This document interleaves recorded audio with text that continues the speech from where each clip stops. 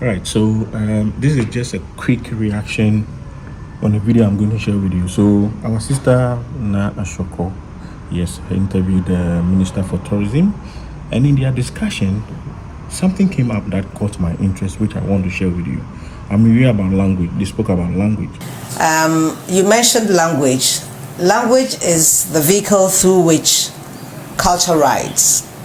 Language is a medium through which you pass on what you intend to do, what was intended yesterday, what you intend today, and what you plan to do tomorrow.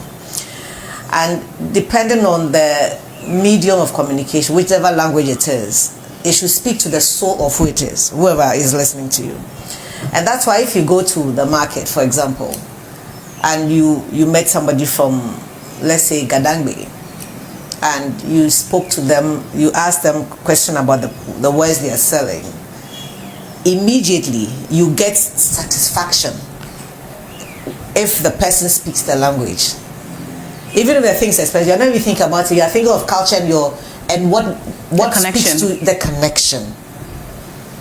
And so we cannot lose that. And you know, on this platform, I actually promote the speaking of the Ghanaian language. And because I'm a Ghana, I promote the Ghana language. And I also advocate that so far as you are a Ghanaian, you need to speak more than one local language. So, because they touched on language, I want to react on this, and we also want to share with you guys to take a look and let's learn something from this, okay? And please let me know what you think in the comment section, okay? I love you guys. Let's go watch and listen to what she said.